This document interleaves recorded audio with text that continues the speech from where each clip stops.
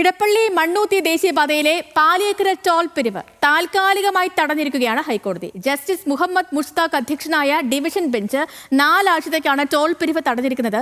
വിധിയിൽ സന്തോഷമെന്ന് പരാതിക്കാരനും തൃശൂർ DCC അധ്യക്ഷനുമായ Joseph ടാജറ്റ് പ്രതികരിച്ചു. അതേസമയം ഉത്തരവ് ലഭിക്കും വരെ പിരിവ് തുടരുമെന്ന ടോൾ അധികൃതരുടെ നിലപാടിൽ പ്രതിഷേധിച്ച് AIYF ബാരിക്കേഡ് ഉയർത്തി വാഹനങ്ങൾ കടത്തിവിട്ടു. രൂക്ഷമായ ഗതാഗതക്കുരുക്ക് കണക്കിലെടുത്ത് പാലിയേക്കര ടോൾ പിരിവ് നിർത്തിവെക്കണമെന്ന് ആവശ്യപ്പെട്ടുകൊണ്ട് Thrissur DCC president Joseph ടാജറ്റ്, Shaji Kodakandath തുടങ്ങിയവർ നൽകിയ ഹർജിയിലാണ് ഹൈക്കോടതിയുടെ നിർണായക ഉത്തരവ്. കേന്ദ്ര സംസ്ഥാന സർക്കാരുകൾ എത്രയും വേഗം പരിഹാരം കാണണമെന്ന നിർദ്ദേശത്തോടുകൂടിയാണ് 4 ആഴ്ചത്തേക്ക് ടോൾ പിരിവ് നിർത്തിവെക്കാൻ justice Muhammad Mushtaq, justice Harishankar V Menon എന്നിവരടങ്ങുന്ന ഡിവിഷൻ ബെഞ്ച് ഉത്തരവിട്ടത്. ദൈനംദിന ജീവിതത്തിൽ ജനങ്ങൾ ബുദ്ധിമുട്ടുന്നത് കോടതി മനസ്സിലാക്കിയതിന്റെ അടിസ്ഥാനത്തിലുള്ള വിധി സന്തോഷകരമാണെന്ന് പരാതിക്കാരനും തൃശൂർ DCC പ്രസിഡന്റുമായ ജോസഫ് ടാജറ്റ് പറഞ്ഞു.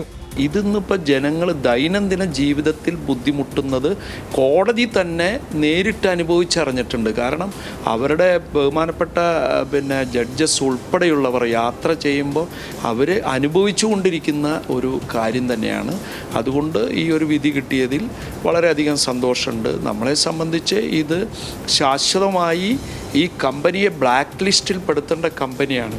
ഏതാനും കിലോമീറ്റർ മാത്രമാണ് ഗതാഗതക്കുരുക്കുള്ളതെന്നായിരുന്നു ദേശീയപാത അതോറിറ്റിയുടെ വിശദീകരണം. ചെറിയ ദൂരത്തിൽ മാത്രം അനുഭവപ്പെടുന്ന ഗതാഗതക്കുരുക്ക് പരിഹരിക്കാൻ സർവീസ് റോഡിലൂടെ ഗതാഗതം തിരിച്ചുവിട്ടിരിക്കുകയാണെന്ന് വിശദീകരിച്ചിരുന്നു.